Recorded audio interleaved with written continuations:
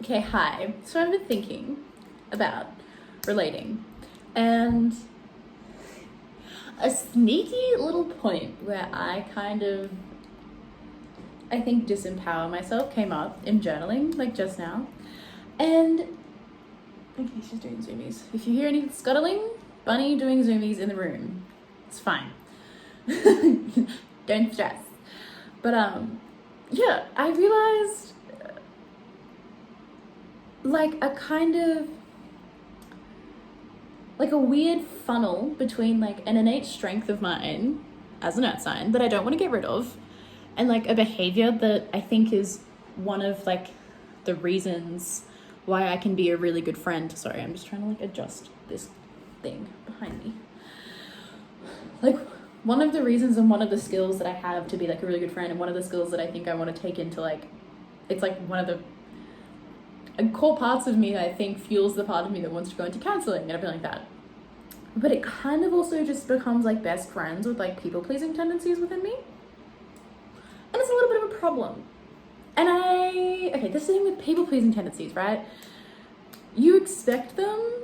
I think when I was first kind of combating them, I was like able to like see them in, I guess, more obvious situations would be like how I'd phrase it, in the sense of like, you know, if I would be, once like being aware of it, blah, blah, blah, I would be in like discussions or I would like in like decision making of like plans or like preferences of things, like where to go to dinner or like what food, like very obvious like situations where you would become a people pleaser. I was able to like clock myself there and be like, ha, no, let yourself take up space. And yeah, for the past few years, I've been really good at that. And I've been able to be like, yeah, I'm fighting it, not a people pleaser, woo! Yeah, and I think it's good to do that then. And I think what my brain has now digested is like naturally the easiest place to start, like in those kinds of conversations, or like with strangers or like people you don't know, like very like, I guess, low value. No, I don't want to say value. I guess just like step one is what I figured my brain to have it as now, because now I'm seeing myself do it in situations where I've never really thought that I've had to look. Like, I haven't been oblivious to the fact that I'm not a people pleaser and that it wouldn't occur with like people that I feel really safe with and people that are in my life. But let's get to the example. The other day, I was roller skating with my friend, and at one point he fell over, and my natural reaction was to be like, oh, like, are you okay? But he is a Gemini, Sun, Moon, Mercury, Venus, Aries, Mars, Taurus rising, but he is just a fire airy man, boy, like he is fire air. And just knowing him for the past like year or two, I don't know how long I've known him, but year or two, one of the two, I just know him and I know how he operates, and I know in that situation, like, yes, he would appreciate the gesture of me being like, are you okay? But like, he would have a better time if I was like to just laugh at him. Do you know what I mean? Like, that would be more fun for him. And so I laughed, and then I asked, like, are you okay?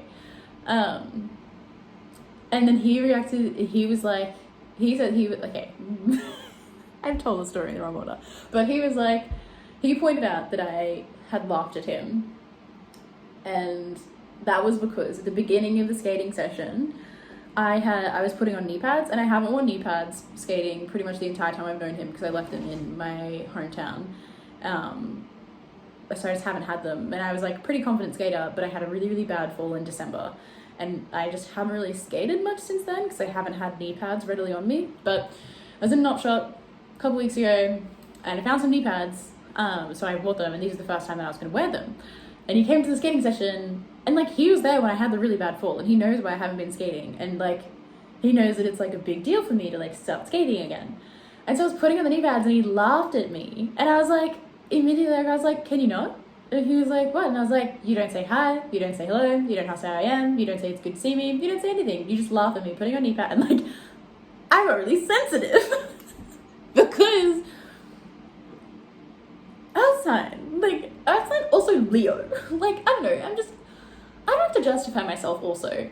I just don't want that interaction. Like, I just don't want somebody laughing at me when I'm skating again after, like, being scared. That's not how I want to be treated. Thank you. No, thank you. And I pointed that out to him, and he was like, okay, like, what's wrong with you? Then he just started being a fucking stupid idiot about it. Whatever, he's Gemini, it's fine. The pros outweigh the cons, Annabelle. The pros outweigh the cons. And that's what friendship is. Accepting everyone for their faults, and as long as it's not extraordinarily harmful. And he isn't extraordinarily harmful, he's just being a fucking Gemini, it's fine. Also, I don't need to justify it to that degree. Stop, you're not gonna get a treat. Cutie. But yeah. So that was like the beginning of interaction. That's why when he fell over and I laughed, he was like, why didn't you see you laughing? And then I had to be like, yeah, I laughed because if I knew if I was like doting on you that you would get uncomfortable, blah, blah, blah. And that's how the interaction went. He was just like, oh, well, whatever. That happened a few days ago. And I was journaling. That was just the longest introduction. I'm so sorry. But actually, no, I'm not. It's context.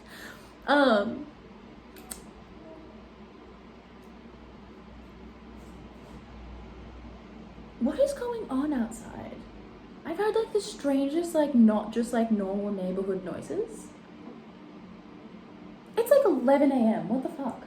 Anyway, not the point. Yeah, I kind of reflected on that interaction because it just kind of popped into my head when I was journaling this morning. And I noticed that, one,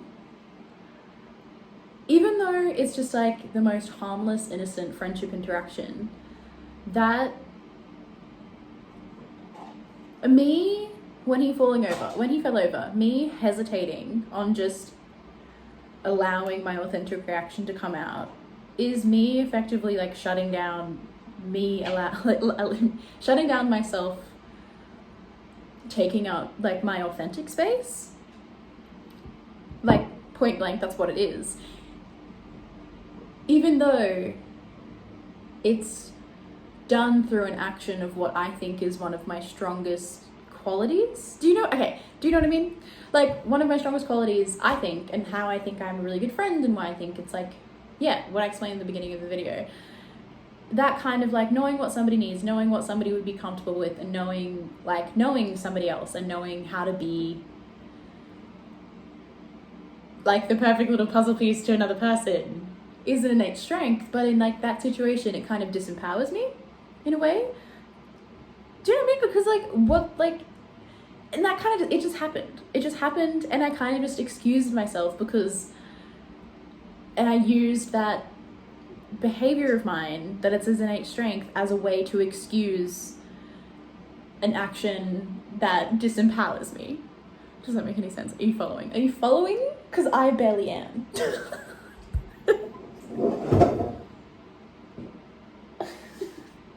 One second. Hey? No. We're not doing that. We're not doing that. We're just simply not doing that, babes, right? We're not doing it. Take this. Hey? Yummy? I mean, chewy? Chew? Yum yum? Chew it. Yeah. Sorry. No, I'm not. I'm not sorry. I was fucking tending to my bunny. I need to stop apologizing. So you know the people-pleasing tendency that just kind of pops out, that you can kind of be like, stop apologizing. And like, it's really easy to be like, stop. It takes a while though. It takes a while. Anyway, yeah, so an action that my psyche excuses and kind of just says it's okay for me to do because it aligns with like the core of who I am and one of my strengths, but also simultaneously disempowers me because I'm an innate people pleaser. What a little convoluted braid of shit. Am I right? Like, I don't know. It's just so sneaky. It was just so sneaky for me to realize this and be like, oh, brain, how dare you? Like, we've been working so hard. How dare this? How dare this be a thing? I felt betrayed by myself because that's what that action does. It's betraying yourself. But I felt betrayed of myself by realizing this. I was like, damn it. Got me again. I feel like this is just what the rest of my life might be. It's just me being like, well, here's another one. Anyway, it was just a very interesting thing for me to observe because I think, the solution is to just be able to find the fine line of when this is actually a strength of mine and when it actually is useful and when it actually is something that is used to benefit the people around me and it doesn't take from me. And then also to be able to highlight and notice when it does become kind of like, what's the word? Detrimental to like my own self-expression. Yeah, cool. My phone just ran out of space, so I deleted a bunch of things. But what was the thing? Oh yeah. When it becomes like interrupting or detrimental to my own like self-expression and when I hold back my own authenticity and like my own way of being for the sake of somebody else's comfort, which is like essentially people pleasing. And then I put it back to boundaries. As always, it always comes back to boundaries. Especially, I feel like, I was about to say especially with like fire and water signs, but no, I feel like water and earth signs, but I feel like fire and air signs can also deal with boundaries. They have to deal with but like the opposite way. Like reining them in rather than having to stretch them out. Maybe, I don't know. I have no idea. I don't know what that experience is because I don't have it. But yeah, because I think the way that it's like kind of like appearing in my head is like seeing like myself and like my identity in these little interactions as like this kind of like wobbly mass that's kind of just like, all right, I'm gonna sit here, I'm interacting with somebody I love them, and then something happens and it's like this wobbly mass is like, what? And then I kind of like, rather than like taking action and rather than like having like a response ready, I kind of like float on in to what that person's boundaries is, or what I perceive that person's boundary is, or what I know that person's like boundaries or wants or comfort is, and then I react based off that. And to me, that image just says wobbly ball of mass, no boundaries, doesn't have anything around it. Not good. Not good, not healthy, not safe. Even in situations where I think I am safe. And I don't know, it's just kind of gone in and over my head because again, like I've kind of like digested these like people-pleasing tendencies and like the ways that I would like forsake myself or betray myself. And I've been able to see them in very like black and white scenarios with like strangers, or in very like obvious means of like if I'm ever debating something or if I'm ever picking something, like I said before at the start of the video. They are very easy to see in really obvious situations, but in like, I guess places and environments where I've always felt kind of not on guard or like not as high alert, they just must have been, I guess because they're just a part of who I am. They're obviously going to be there, but for some reason my brain was like, nah, safe person, you're safe, you're fine, you don't need to think about anything. But my brain right now is just being like, lie. It's a lie. You need to be on top of yourself everywhere. Oh, and that just feels exhausting. I also think another reason why I would have justified it is because I think I've always had, oh, that's right, because it's like, I guess it's really apparent for me, especially with this friend who I went skating with, it's very easy for me to now see how it happens in that friendship because his needs and what I fulfill are very like fire and air sign expectation based. And I think for the majority of my life, like he's probably like the first close like fire air dominant person that has been like gotten so close to me, because most of my close friends are very earth water dominant. And so that kind of like the kind of jiggly ball going in and like to the other person's boundaries, it's always been kind of like under the radar because that person's boundaries, like my close friend's boundaries are so similar to mine because they're also fire, like watery, earthy. So it's like, it's kind of like, or it's like, if not the same, a mirror of what I would do anyway. And so it's like a little incognito brain thing. And I don't think I would have picked it up if I hadn't had such a close person to me have such different needs. And I think that's why I've been able to pick it up and been like, oh, hold on. No. Because now, after I've realized this, I've been able to reflect on like my other interactions with my other friends, and I do it, even if like with the feminine, like water, earth, predominant. Sorry, I'm really like on edge about using the word feminine, masculine now, because I'm like, I don't know. It just feels like a bit of a touch and go thing. I want to be able to use it because it's just so much easier. But yeah, like yin dominant friends, maybe I'll just use yin yang. Yin dominant friends, water, earth. I do it. Like I do. Like I know with my Capricorn friends, boy, do I try to stay away from giving advice. Or like, maybe not giving advice, but like, they are probably the people that I am like the most aware to like never really tell them what to do. But like never even try to. Because I think in my understanding of Capricorn energy, and most cardinal energy I think this kind of goes for, is like, they're probably like the least receptive energy to be told what to do. In the sense of like fixed signs, yeah, sure they wouldn't be receptive to it, but they're kind of just like, no. But like cardinal signs, I feel like get a little bit more fired up. Like they'd be like, no, but they'd be like, don't even. Like, I don't know, like there's something about it that I'm like, I just don't do it. And you can if you want, that's fine, babes, but I just don't. Because I don't think it's something they'd be very receptive to.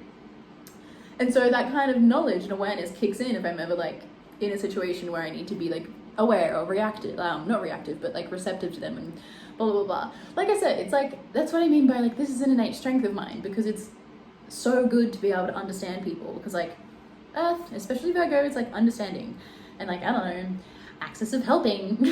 Thanks, Virgo, Pisces energy. Like Pisces understand people intuitively, like emotionally, and like Virgos are like, I know how to help you, I know what you need, I know how to fulfill your needs. And then Pisces is like, I know what you feel, I know what your emotions are, I get it. I can comfort you. But yeah, and so that's what I mean. I don't want to get rid of it completely, but I'm now seeing that it is much more of a little fine little needle in my life than I initially realized. So I'm now starting a bit of a balancing act, which is going to be very interesting. I'm excited. Like, this is the thing about like, I'm very proud of how I've been able to realize this and I was a little scared of it. Let's be real. When I realized this, I was like, oh no, I have to cut out a core part of who I am. Awful. And then I realized I don't have to be so black and white about this whole healing self-awareness thing. I can be like a little bit more challenged by something, which is good and it's exciting. But like, I don't know, I'm excited. I'm excited that there's like a new way for me to help myself. God, I'm such a fucking Virgo. But I'm very proud of my reaction to this awareness, I guess. Yeah, I think I'm continually proud. I'm becoming more continually proud of my reactions to these things that come up, where I think it's a very natural thing to be scared of something, like of a flaw within you, of something of your own doing that is unintentionally harming you. I think it's a really easy thing to be scared of that. Like that's my first reaction. But I think I'm really proud that I can see past the fear. I think that's really good of me. I'm very proud of that. I think that's a good place to end the video now. Cool. I hope if this is something that you have within you, it's totally okay to be scared by it. But it's also totally okay to understand that there are nuanced ways to handle this. Maybe it is completely a people-pleasing tendency within you and you need to get rid of it all. Or maybe you're more like me and you need to like be a bit more fine and detailed about it. Everything is fine as long as you just know it for yourself. And you do it for yourself. Because healing is supposed to be tailor-made. It won't look the same for every single person. Yeah, that's also something I want to be like, blah. It's not going to be the same for everyone. You just need to tailor-make it to yourself. Because that's how you get to heal yourself and know yourself. Because it's all for you, baby. Yeah. Also, the help of a therapist is also amazing. I am still on the hunt. I think I've found a clinic though. I need to like book it in, but also ADHD, man. ADHD, that's a whole other thing. I'm not gonna get into it. Anyway, have an amazing day. Venus is gonna enter Virgo on the 5th. get yourself some rose quartz maybe to help like amplify the energy, because Venus and Virgo will help you focus on like the ways you give yourself to people, the way you love, like the health of how you love, and a whole bunch of other things. I feel like I should be doing more Virgo videos because I just love Virgo energy so much, and I'm definitely biased, but like whatever. I need to stop talking now. Okay, bye.